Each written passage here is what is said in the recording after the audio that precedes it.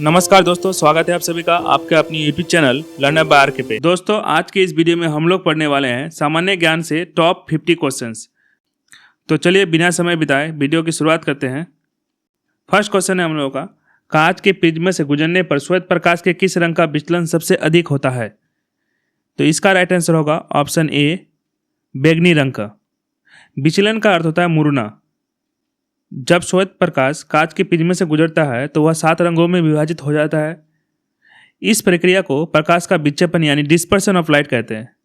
जब सूर्य प्रकाश प्रिज्म से गुजरता है तो बैंगनी रंग का जो है सब विचलन सबसे अधिक होता है, बैंगनी रंग का, तथा लाल रंग का विचलन जो होता है सबसे कम होता है। क्योंकि बैंगनी रंग का जो तरंग दैर्ध्य होता है, वेवलेंथ जो होता है वो सबसे कम होता है और लाल रंग का तरंग दैर्ध्य जो है सबसे अधिक होता है, जिस वजह से क्या होता है उसका विचलन जो होता है वो सबसे कम होता है। कभी कभी ये भी प्रश्न पूछ लेता है फ्रेंड्स कि किस रंग का जो है तरंग दैर्ध्य सबसे अधिक होता है, तो वो हो जाएगा लाल रंग का, और किस रंग का तरंग दैर्ध्य जो होता है सबसे कम होता है वो बैंगनी रंग का। और जिस रंग का तरंग दैर्ध्य सबसे अधिक होगा वह कम मुड़ेगा, और जिस रंग का तरंग दैर्ध्य कम होगा उसका मुड़ना यानी विचलन जो है सबसे अधिक होगा। अगला प्रश्न है, वायुमंडल के समताप मंडल परत में ओजोन क्षय किसके लिए उत्तरदायी है? प्रश्न कह रहा है कि समताप मंडल में जो ओजोन परत है जब उसका क्षय होता है उसके उपरांत क्या होता है? तो इसका राइट आंसर होगा पृथ्वी की सतह पर पहुंचने वाली यूवी विकिरणों में वृद्धि। यानी समताप मंडल में मौजूद ओजोन परत का जब क्षय होता है तो पृथ्वी की सतह पर जो है पराबैंगनी विकिरणों में क्या होती है, वृद्धि हो जाती है। नेक्स्ट क्वेश्चन है, निम्नलिखित में से कौन सा विकल्प पौधों में उत्सर्जन के विभिन्न तरीकों को दर्शाता है? यानी इनमें से कौन सा जो है विकल्प जो है पौधों में उत्सर्जन का एक सही तरीका को दर्शाता है? तो इसका राइट आंसर हो जाएगा ऑप्शन ए, वाष्पोत्सर्जन, विसरण और संग्रहण। वाष्पोत्सर्जन का मतलब होता है जब पौधों के पत्तियों में यानी पौधों में जब जल की अधिकता हो जाती है तो ये जो पौधे के पत्तियां जो है इसमें छोटे छोटे छिद्र होते हैं जिसे हम लोग रंध्र यानी स्टोमेटा कहते हैं। इससे क्या करता है पौधे जो है अपना जल को क्या करता है वाष्प के रूप में बाहर निकालता है। इसे हम लोग कहते हैं वाष्पोत्सर्जन। वाष्पोत्सर्जन पौधों में जल परिवहन में मदद करता है और पौधे इससे अपने आप को ठंडा रखते हैं, यानी अपने शरीर के टेम्परेचर को मेंटेन करके रखता है। दूसरा है विसरण, और विसरण की प्रक्रिया से पौधे जो है वायुमंडल में मौजूद CO2 और O2 को मेंटेन करता है, यानी CO2 को क्या करता है अपने अंदर ग्रहण करता है और O2 यानी ऑक्सीजन को क्या करता है अपने और बाहर ले जाती है। संग्रहण का अर्थ होता है स्टोरेज यानी जमा करना। तो पौधे जो फूड बनाते हैं तो उसे अपने भविष्य के यूज के लिए उसे अपने आप में स्टोर करके रखता है। नेक्स्ट क्वेश्चन है, चोरी चोरा कांड किस वर्ष हुआ था? तो इसका राइट आंसर होगा 1922 में। 1920 में गांधी जी द्वारा एक आंदोलन चलाया गया था जो था असहयोग आंदोलन। तो असहयोग आंदोलन के दौरान लोग जो थे ब्रिटिश शासन के खिलाफ शांतिपूर्ण प्रदर्शन कर रहे थे और पुलिस ने प्रदर्शनकारियों पर गोली चला दी थी। तो इससे भीड़ में जो है गुस्सा आ गई और भीड़ ने एक पुलिस स्टेशन में आग लगा दी थी, जिससे जो है 22 पुलिसकर्मी मारे गए थे। और इस असहयोग आंदोलन का नेतृत्व जो था गांधी जी कर रहे थे। तो गांधी जी को इस घटना से बहुत ही चोट पहुंची, आघात हुई इन्होंने, और उसके बाद इन्होंने असहयोग आंदोलन स्थगित भी कर दिया था। तो कभी कभी ये भी प्रश्न पूछ लेता है किस घटना के बाद जो है गांधी जी ने अपना असहयोग आंदोलन को स्थगित कर दिया था? तो हो जाएगा चोरी चोरा कांड। चलिए बढ़ते हैं नेक्स्ट क्वेश्चन की ओर। नेक्स्ट क्वेश्चन है, चौथी पंचवर्षीय योजना के दौरान इंदिरा गांधी द्वारा कितने निजी बैंकों का राष्ट्रीयकरण किया गया था? इसका राइट आंसर हो जाएगा ऑप्शन ए, 14 बैंकों का। पंचवर्षीय योजना क्या होता है? तो पंचवर्षीय योजना भारत सरकार द्वारा देश के आर्थिक और सामाजिक विकास के लिए बनाई गई 5 वर्ष की योजनाएं होती थी। हर योजना का समय जो था 5 वर्ष का होता था, इसलिए इसे पंचवर्षीय योजना कहा गया था। पंचवर्षीय योजना का शुरुआत जो है तत्कालीन प्रधानमंत्री पंडित जवाहरलाल नेहरू द्वारा किया गया था। तो कुल अब तक 12 पंचवर्षीय योजना चलाई गई थी। हर एक पंचवर्षीय योजना का एक उद्देश्य होता था। जैसे कि प्रथम पंचवर्षीय योजना का उद्देश्य था कृषि का विकास करना। दूसरा था भारी और आधारभूत उद्योगों का विकास करना था। तृतीय था आत्मनिर्भर अर्थव्यवस्था। तो इसी तरह से हर एक पंचवर्षीय का योजना का एक उद्देश्य होता था और उस उद्देश्य को प्राप्ति के लिए सरकार जो है काम करती थी। बढ़ते हैं नेक्स्ट क्वेश्चन की ओर। नेक्स्ट क्वेश्चन हम लोग का, भारतीय संविधान के किस अनुच्छेद में कहा गया है कि मंत्रिपरिषद लोकसभा के प्रति सामूहिक रूप से उत्तरदायी होगा? तो इसका राइट आंसर हो जाएगा ऑप्शन ए, 75। तो आइए सबसे पहले हम लोग समझते हैं मंत्रिपरिषद क्या होता है। जैसे कि चुनाव के बाद जिस दल या गठबंधन को बहुमत मिलता है उसके नेता को प्रधानमंत्री नियुक्त किया जाता है और प्रधानमंत्री अपनी टीम यानी मंत्रियों का चयन करते हैं, जिसे हम लोग क्या कहते हैं, मंत्रिपरिषद कहते हैं। मंत्रिपरिषद प्रधानमंत्री के नेतृत्व में कार्य करता है, यानी मंत्रिपरिषद का जो हेड होता है वो प्रधानमंत्री होता है। और मंत्रिपरिषद जो है लोकसभा के प्रति सामूहिक रूप से उत्तरदायी होगा, यह बात जो है भारतीय संविधान के अनुच्छेद 75 में कहा गया है। अगला क्वेश्चन देखते हैं, निम्नलिखित में से कौन सी यमुना नदी प्रणाली की सहायक नदी नहीं है। यानी सीधे भाषा में कहे कि यमुना नदी की कौन सी सहायक नदी नहीं है। तो सबसे पहले सहायक नदी क्या होती है, तो वह सारी छोटी नदियाँ जो बड़ी नदी में जाके मिल जाती है, ठीक है, और बड़े नदी के जलस्तर को बढ़ा देता है, उसे उसको सहायक नदी कहते हैं। तो यहाँ पर देखिए कौन सी नदी जो है यमुना की सहायक नदी नहीं है। तो पहला है केन नदी, तो केन नदी जो है यमुना की सहायक नदी है। दूसरा है हिंडन नदी, हिंडन नदी भी जो है यह यमुना की सहायक नदी है। तीसरा चंबल, चंबल नदी जो है यह भी जो है यमुना की सहायक नदी है। और चंबल नदी तो यमुना नदी की सबसे लंबी सहायक नदी है, यह भी याद रखिएगा।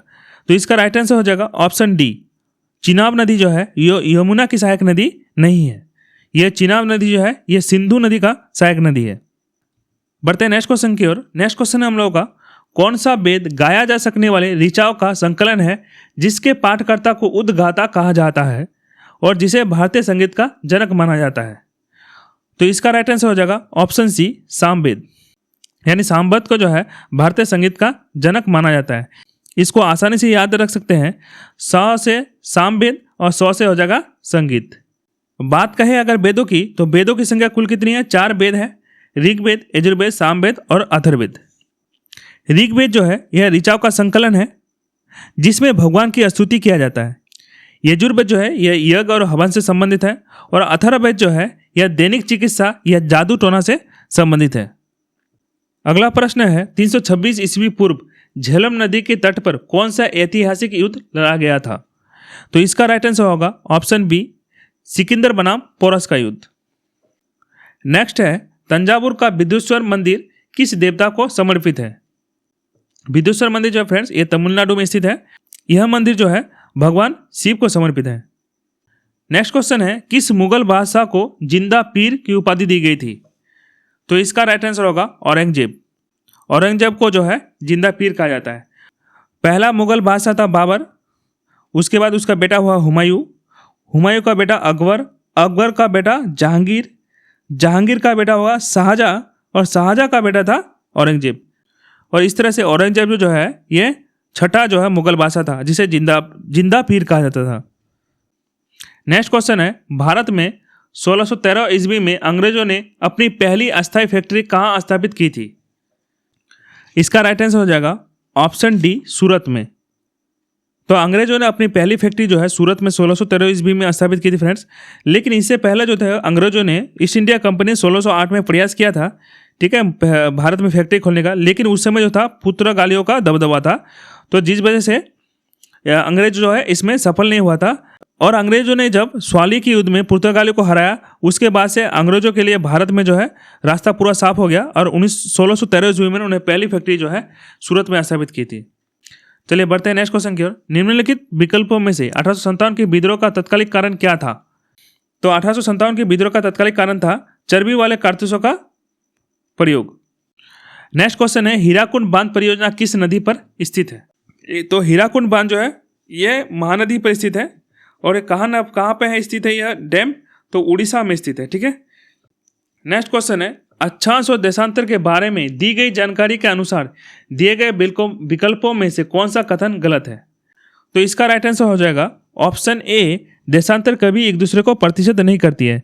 देशांतरीय रेखा जो होता है यह प्रतिशत करती है कहाँ पर जाकर, ध्रुव यानी पोल पर जाके एक दूसरे को प्रतिशत करती है। नेक्स्ट क्वेश्चन है, प्रथम पंचवर्षीय योजना में किस क्षेत्र को सर्वोच्च प्राथमिकता दी गई थी। कि प्रथम पंचवर्षीय योजना में जो है कृषि को जो है प्राथमिकता दी गई थी। नेक्स्ट क्वेश्चन है, भारतीय शास्त्रीय नृत्य कुचिपुड़ी का संबंध किस राज्य से है। तो कुचिपुड़ी का जो संबंध है वो आंध्र प्रदेश से है। इसे हम लोग ऐसे याद रख सकते हैं, कुचिपुड़ी यानी कच्ची पुड़ी, ठीक है, और आंध्र प्रदेश। तो कैसे रिलेट कर सकते हैं इसको कि अगर अंधेरा में पूरी बनाओगे तो कैसा कैसा बनेगा, कच्चा पूरी बनेगा, कच्ची कच्ची पूरी बनेगा। तो कुचिपुड़ी जो है ये आंध्र प्रदेश, इसी तरह से हम लोग इसको याद कर सकते हैं। नेक्स्ट क्वेश्चन है, भारतीय मुक्केबाज चैंपियन मैरी कॉम किस राज्य से संबंधित है? यानी मैरी कॉम जो है किस राज्य से आती है ये, तो ये हो जाएगा राइट आंसर हो जाएगा ऑप्शन सी, मणिपुर से। बढ़ते हैं नेक्स्ट क्वेश्चन की ओर। नेक्स्ट क्वेश्चन है, उत्तर प्रदेश स्थापना दिवस निम्नलिखित में से किस तिथि को मनाया जाता है? तो इसका राइट आंसर हो जाएगा ऑप्शन बी, 24 जनवरी को, क्योंकि इसी दिन जो है 1950 में संयुक्त प्रांत यानी यूनाइटेड प्रोविंस का नाम बदल करके उत्तर प्रदेश किया गया था, जिस वजह से जो है 24 जनवरी को उत्तर प्रदेश स्थापना दिवस मनाया जाता है। तो उत्तर प्रदेश का पहला नाम क्या था? यूनाइटेड प्रोविंस यानी संयुक्त प्रांत। नेक्स्ट क्वेश्चन है, नवाबगंज पक्षी अभयारण्य उत्तर प्रदेश के किस जिले में स्थित है? तो इसका राइट आंसर हो जाएगा उन्नाव, ऑप्शन ए उन्नाव। वर्तमान में जो है नवाबगंज पक्षी अभयारण्य का नाम बदलकर शहीद चंद्रशेखर आजाद पक्षी अभयारण्य कर दिया गया है। तो अभी वर्तमान में इसका नाम जो है शहीद चंद्रशेखर आजाद पक्षी अभयारण्य कर दिया गया है। अगला प्रश्न है, केंद्रीय औषधि अनुसंधान संस्थान की स्थापना किस वर्ष की गई थी?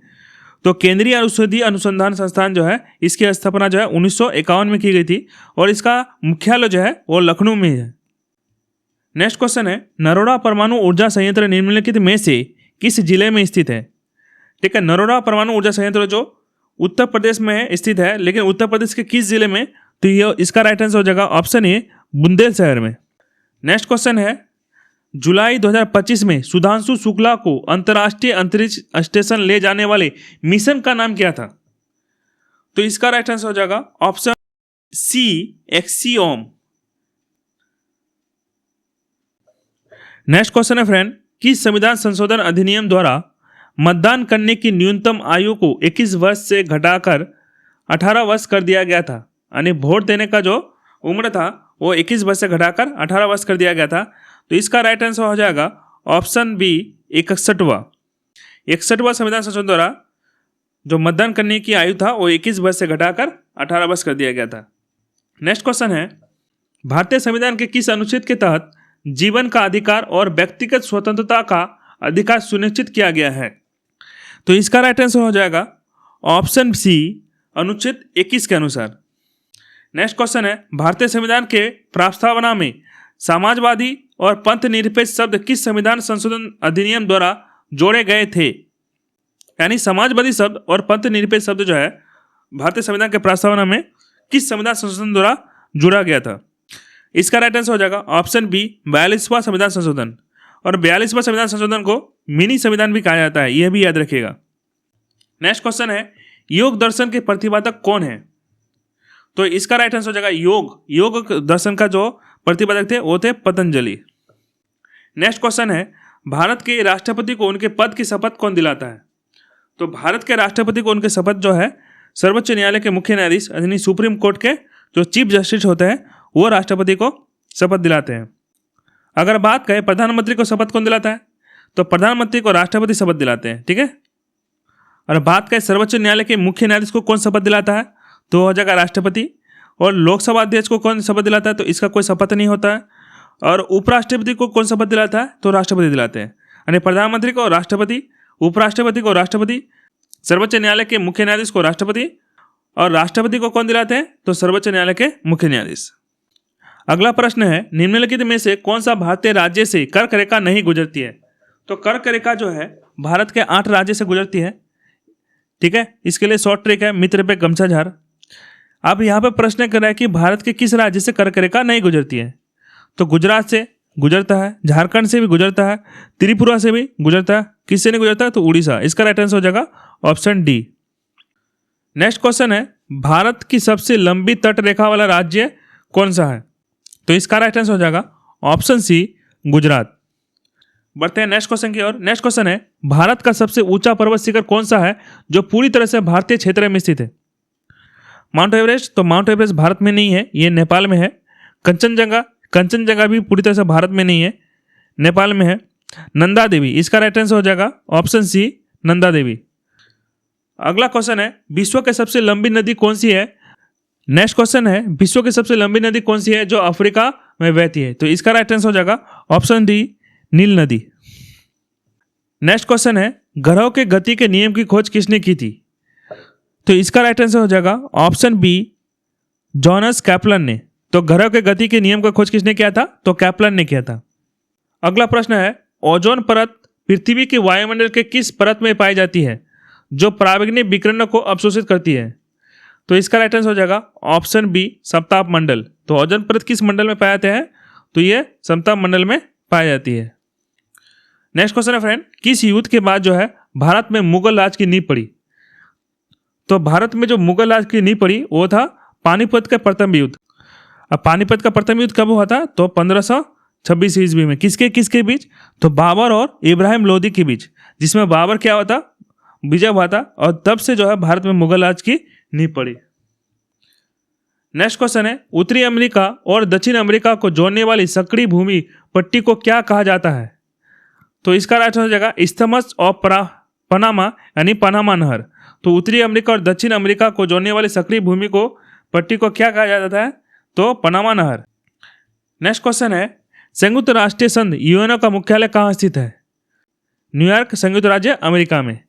अगर बात कहें यूएन की स्थापना की, तो यूएन की स्थापना कब हुई थी? तो 24 अक्टूबर 1945 में, ठीक है, 1945 में हुआ था, जिसका मुख्यालय कहाँ पे है? न्यूयॉर्क। नेक्स्ट क्वेश्चन है, अंतर्राष्ट्रीय सार्वजनिक स्वास्थ्य के लिए जिम्मेदार विशेषज्ञ एजेंसी विश्व स्वास्थ्य संगठन यानी WHO का अस्थायी मुख्यालय कहाँ पर स्थित है? यानी सीधी भाषा में बोले तो WHO का मुख्यालय कहाँ है? तो इसका राइट आंसर हो जाएगा ऑप्शन सी, जिनेवा, स्विट्जरलैंड में। नेक्स्ट क्वेश्चन है, अंतर्राष्ट्रीय मुद्रा सहयोग और वित्तीय स्थिरता को बढ़ावा देने वाले संगठन अंतर्राष्ट्रीय मुद्रा कोष का मुख्यालय कहाँ स्थित है? तो इसका राइट आंसर हो जाएगा ऑप्शन ए, वाशिंगटन DC, संयुक्त राज्य अमेरिका में। तो IMF का मुख्यालय कहाँ पे है? तो वाशिंगटन DC, USA में। नेक्स्ट क्वेश्चन है, मई 2025 में आयोजित 78वें कांस फिल्म महोत्सव की मेजबानी किस देश ने की थी? तो 78वीं कांस फिल्म फेस्टिवल 2025 का जो मेजबानी जो है वो फ्रांस ने की थी। इसका राइट आंसर हो जाएगा ऑप्शन सी। नेक्स्ट क्वेश्चन है, जुलाई 2025 में भारतीय सेना द्वारा शुरू किए गए ऑपरेशन शिवा 2025 का प्राथमिक उद्देश्य क्या था? तो ऑपरेशन शिवा 2025 का जो था प्राथमिक उद्देश्य था अमरनाथ यात्रा को सुरक्षित संचालन सुनिश्चित करना, यानी अमरनाथ यात्रा को सुरक्षित करना। राइट आंसर हो जाएगा ऑप्शन बी। अगला प्रश्न है, भारत में राष्ट्रीय विज्ञान दिवस यानी नेशनल साइंस डे प्रतिवर्ष किस तिथि को मनाया जाता है? इसका राइट आंसर हो जाएगा ऑप्शन बी, 28 फरवरी। और 2025 में जो है राष्ट्रीय विज्ञान दिवस का थीम क्या था, यानी नेशनल साइंस डे 2025 का थीम क्या था? तो इसका थीम था empowering Indian youth for the global leadership in science and innovation for विकसित भारत। अगला प्रश्न है, विश्व पर्यावरण दिवस यानी वर्ल्ड इन्वायरमेंट डे प्रतिवर्ष किस दिन आयोजित किया जाता है? यानी विश्व पर्यावरण दिवस कब मनाया जाता है? इसका राइट आंसर होगा ऑप्शन सी, 5 जून। और 2025 के विश्व पर्यावरण दिवस का थीम क्या था? एंडिंग प्लास्टिक पॉल्यूशन, यानी प्लास्टिक प्रदूषण का अंत। नेक्स्ट क्वेश्चन है, माई एक्सपेरिमेंट विथ ट्रूथ के लेखक कौन है? तो माई एक्सपेरिमेंट विथ ट्रूथ ये जो है गांधी जी का आत्मकथा है, और इसका लेखक भी क्या है? महात्मा गांधी है। Option B is the right answer. Next question है, विंग्स ऑफ फायर पुस्तक के लेखक कौन है? तो विंग्स ऑफ फायर पुस्तक के लेखक जो है APJ अब्दुल कलाम जी है, ठीक है। विंग्स ऑफ फायर जो है ये APJ अब्दुल कलाम का ऑटोबायोग्राफी है, ठीक है। नेक्स्ट क्वेश्चन है, भारत में अंग्रेजों ने अपनी पहली फैक्ट्री कहाँ स्थापित की थी? तो इसका राइट आंसर हो जाएगा अंग्रेज ने पहला फैक्ट्री कहाँ स्थापित की हुई थी? तो ऑप्शन डी, सूरत में। नेक्स्ट क्वेश्चन है, डचों ने अपनी पहली फैक्ट्री 1605 ईस्वी में कहाँ स्थापित की थी? तो इसका राइट आंसर हो जाएगा ऑप्शन सी, मछलीपट्टनम, आंध्र प्रदेश में। नेक्स्ट क्वेश्चन है, भारतीय राष्ट्रीय कांग्रेस की सबसे पहली महिला अध्यक्ष कौन थी? तो भारतीय राष्ट्रीय कांग्रेस की सबसे पहली महिला अध्यक्ष थी एनी बेसेंट। अगर बात करें कांग्रेस की स्थापना कब हुई थी? तो 1885 यानी 1885 में हुई थी। किसने किया था? तो A.O. ह्यूम ने किया था। अगर बात करें कांग्रेस का प्रथम अध्यक्ष कौन थे? तो वो थे W.C. बनर्जी। अगर बात करें भारतीय राष्ट्रीय कांग्रेस की यानी कांग्रेस की सबसे पहली भारतीय महिला अध्यक्ष कौन थी? तो हो जाएगा सरोजिनी नायडू। अगर ऐसे बात करें कि भारतीय राष्ट्रीय कांग्रेस की प्रथम महिला अध्यक्ष, तो इसका राइट आंसर होगा एनी बेसेंट। अगर वहीं पर भारतीय शब्द जोड़ दे तो अब हो जाएगा सरोजिनी नायडू। नेक्स्ट है ना आखिरी प्रश्न है हम लोगों का, वर्ष 1905 में बंगाल विभाजन के समय वायसराय कौन था? यानी जिस समय बंगाल विभाजन 1905 में हुआ था उस समय भारत का जो है वायसराय कौन था? तो इसका राइट आंसर हो जाएगा ऑप्शन ए लॉर्ड कर्जन। तो यहाँ पर हम लोग का 50 क्वेश्चन जो है कंप्लीट होता है फ्रेंड्स। आप लोगों को यह वीडियो कैसा लगा कमेंट बॉक्स में जरूर बताइएगा। अगर वीडियो पसंद आए तो चैनल को सब्सक्राइब जरूर करें। धन्यवाद।